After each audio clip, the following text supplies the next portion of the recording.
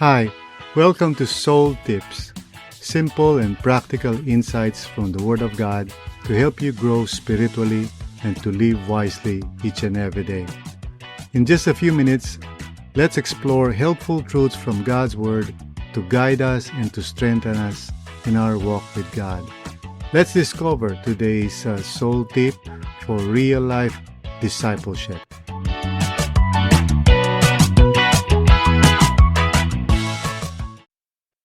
Hi.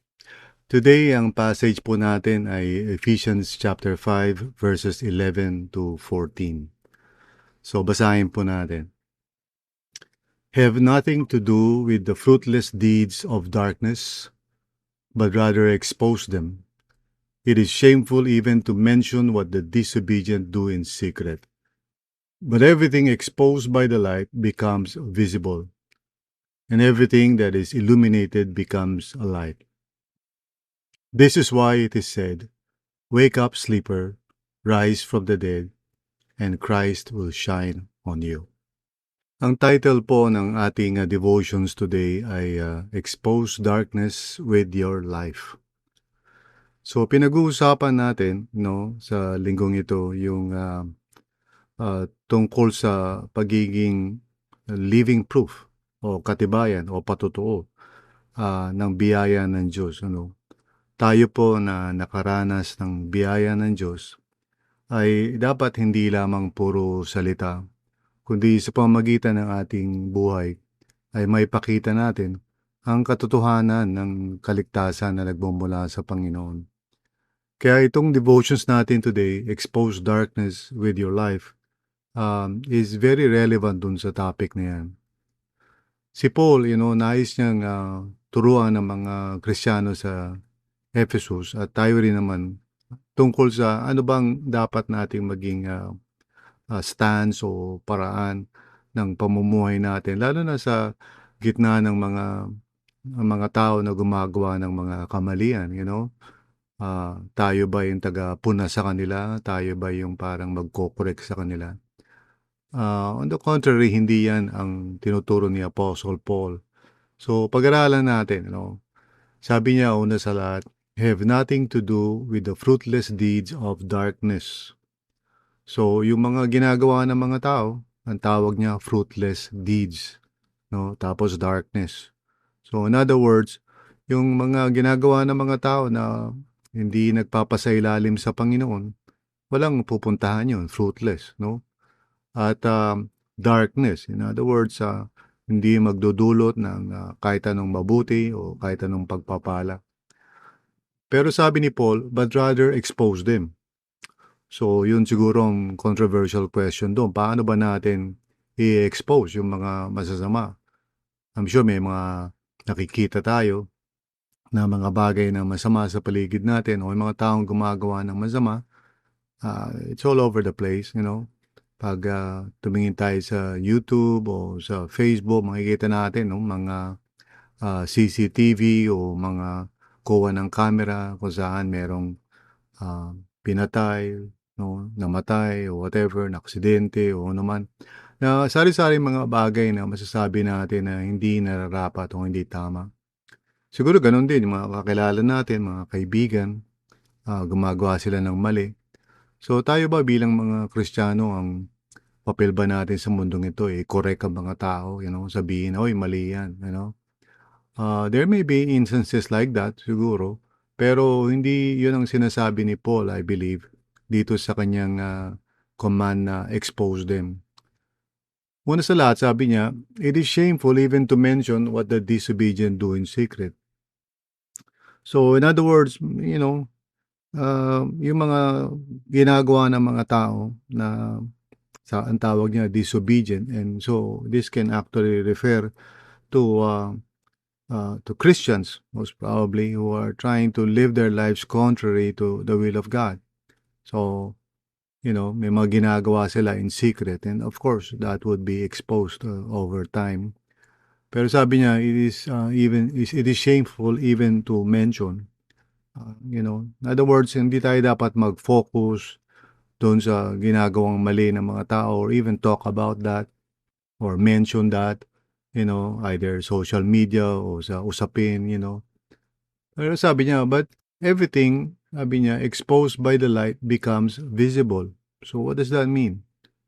It means na yung buhay natin, you know, ay dapat maging hindi yung parang taga-puna tayo ng mali, but rather yung life natin, which must be in the light and in the Lord, no.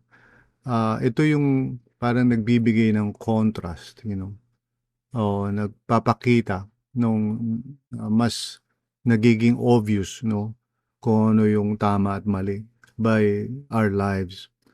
In other words, it's more of an indirect way of exposing it, rather than parang directly rebuking a person. Again, there might be times that it might be appropriate to do so, pero hindi yun ang general na sinasabi ni Paul. Rather, yung life natin should be, with integrity, and so kinakailangan mag-shine tayo o mag-glow tayo through our integrity. Hindi yung mga words natin na parang nagko-correct tayo ng mga tao. Sabi niya, everything exposed by the light becomes visible, and everything that is illuminated becomes a light. In other words, nakikita obviously, sa pamamagitan ng paggawa natin ng tama at mabuti, mas nakikita ngayon yung contrast. Let's say pag merong gumagawa ng chismis, tapos hindi ka na kikisali doon. Instead, by your actions, by your words, you show yung respect for other people, and, hindi ka judgmental, hindi ka parang, masyadong perfectionist, naghahanap lagi ng mapupuna sa mga tao. Instead, through our quiet, testimony, yung life natin of doing what is right and pleasing to God, that becomes a powerful way of exposing the fruitless deeds of darkness. So yun yung sinasabi ni Paul, and we can see that that's really what he's saying, kasi sabi niya, this is why it is said, wake up, sleeper, rise from the dead, and Christ will shine on you. So in other words, sinasabi ni Paul sa mga mananampalataya, instead of correcting people sa kanilang mga mali, instead of being parang vocal and always criticizing, mamuhay tayo with integrity and let that life shine, in order to expose, yung difference talaga between living a life that is pleasing to the Lord and living a life that is disobedient to God.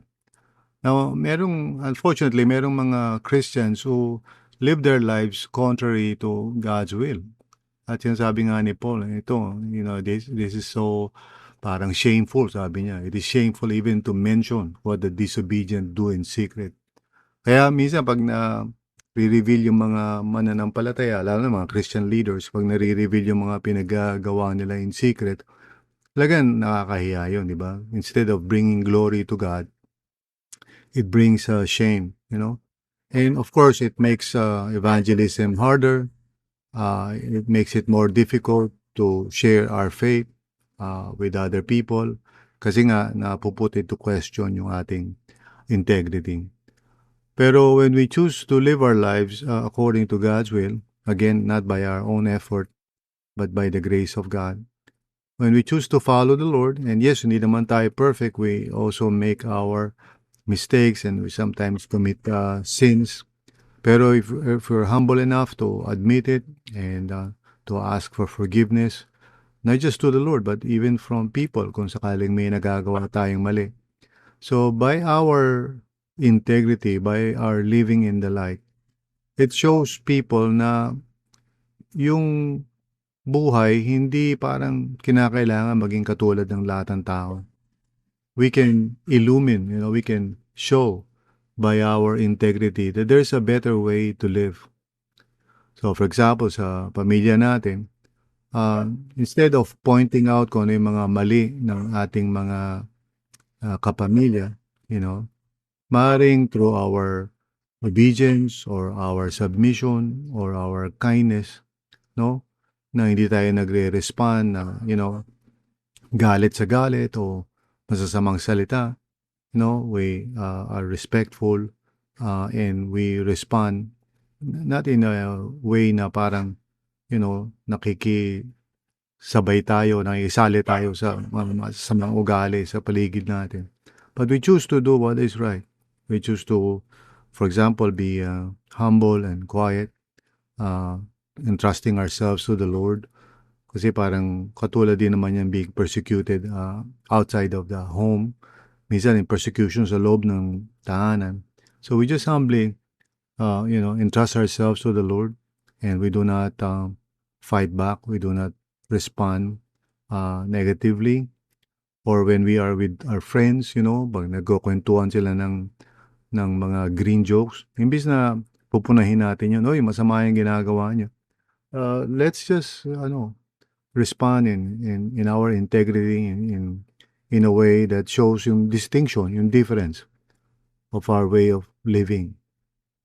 Again, it would depend siguro kung for example, we have a close friend at meron namang trust between us, we might actually speak out and say, alam mo, friend, hindi maganda yung sinabi mo o ginawa mo kanina. Again, it depends kung anong klaseng relationship meron tayo. Kasi if you just correct people na wala kang relationship sa kanila, lalo na of trust and acceptance and of commitment, magba-backfire yun. Pag kinorek mo yung mga tao, they would just lash back at you. So, wag nating gawing practice yung parang sa lahat na lang ng pagkakataon, parang taga-correct tayo ng mali. Lalo na sa social media. Minsan mayroong mga mananampalataya na gustong-gustong nagko-correct ng mga tao. Maaaring totoo naman, meron namang mali. Pero saan ba pupunta yun? Pag kinorek natin yung mga tao sa pagkakamali nila, will they repent? Will they change their ways? Hindi, lalaban lang sila. They will just defend themselves. At so wala rin ma-accomplish. Not that parang tahimik lang tayo kung merong mali. Again, there are times na it might be appropriate to speak out. But by and large, ang dapat maging attitude natin when it comes to living our lives in this world is not to always find fault sa mga tao, but rather by our integrity, let our light shine. Yun yung sinasabi ni Paul, wake up, sleeper, rise from the dead, and Christ will shine on you. So in other words, kahit na wala kang sinasabi, pero yung integrity ng buhay mo is what people see. So yung mga choices mo, reactions mo sa mga bagay-bagay, at yung mga values that you live out each day, yan ang parang magliliwanag at magpo-point sa mga tao na there's a better way to live. So, again, in general, you don't need to condemn or criticize or judge people. Just shine, your light. And let the Spirit of God use your life as a testimony of His grace. Okay? Don't get me wrong, I don't mean to say na parang nahahayaan lang natin yung mga masasama na magpatuloy. It's just that kailangan magkaroon tayo ng wisdom. Kasi pag pinoint out mo yung masama, lalong-lalo na pag pinoint out mo dun sa taong gumagawa ng masama, ang tanong dun is, will that person change? Will that person say, tama ka pala, sige, magbabago ako? More often than not, it doesn't work. So, of course, kung magbibuild tayo ng relationship, and of course, that's hard for many types of people. Hindi naman tayo, ang tawag dito, parang, omnipresent, we cannot really have relationships with everyone. But if we have a relationship with somebody that may trust, and that person is willing to honor us and listen to us, by all means, we can make corrections naman di ba? Na we do it with the right spirit, not in a judgmental way. Pwede naman yun. But in most cases, wala naman tayong relationship doon sa mga taong gumagawa ng masama. And so trying to correct them, lalo na kung publicly, will not really result in anything beneficial. Okay? So it's better to live our lives, in quietness and humility, and by our integrity show that there's a better way to live our lives. And let our life be a testimony, a living proof of God's grace. Amen? So tayo po'y manalangin. Lord, maraming salamat sa iyo, Panginoon, na through you and by your grace, we can live a life of integrity. At yung integrity na yun, Lord God, would become a light that can illumine the darkness all around us. Lord, tulungan mo kami to be the kind of person na hindi taga-correct lamang, taga-point out lang ng mali ng mga tao. But rather by our lives, may we show that change is possible, transformation is possible, and goodness is possible by the grace of God.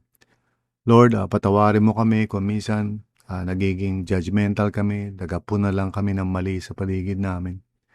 Help us, O Lord, na yung life namin would speak louder than our words. And Lord, kung may pagkakataon man, if we are able to build trustworthy relationships with people, Lord, tulungan mo rin kami na magkaroon ng wisdom na in such situations to speak as the Spirit leads us. Pero always in a way that is kind and gentle at hindi yung parang harsh and parang critical. Help us, O Lord, to be like you, Lord Jesus, na you did not go around criticizing everyone for all their mistakes. May we follow your footsteps, O Lord, and learn from you, for you are gentle and humble in spirit. So maraming salamat po, Panginoon. Thank you, Lord. It is in Jesus' name we pray. Amen and amen. So kapatid, I hope na you would think about this. Maybe you have a situation right now na ganyan. Somebody is doing wrong thing. Again, kung wala kang talagang relationship of trust and acceptance and commitment dun sa tao na yun, it may not be wise simply to just correct that person. Baka walang pupuntahan yan. No? If you really want to help another person, then build the foundation muna. Build the foundation of trust. Let that person know that you are not against him and that you are there to help that person draw near to Christ. Again, kung meron kang relationship sa mga tao na ganyan, well, by all means, pwede naman mag-speak the truth in love. Pero kung wala, lalo na kung naobserbahan mo lang naman, huwag kang mag-correct kasi wala rin naman pupuntahan yan.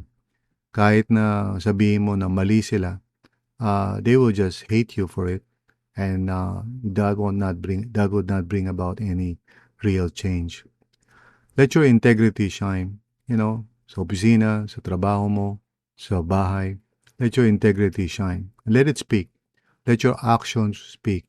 How you respond, how you react, instead of nakikipag-away ka. Be gentle and kind, and let your life shine for the glory of the Lord. Amen? So, purihin ang Panginoon. Hallelujah. So, God bless you at maraming salamat muli sa iyong pakikinig.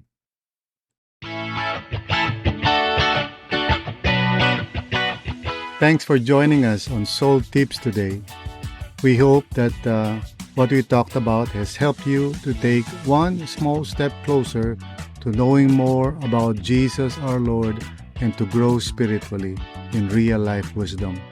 Don't forget to share this podcast with someone and maybe to discuss or talk with them what you have learned. Until next time, keep learning and keep growing together with others.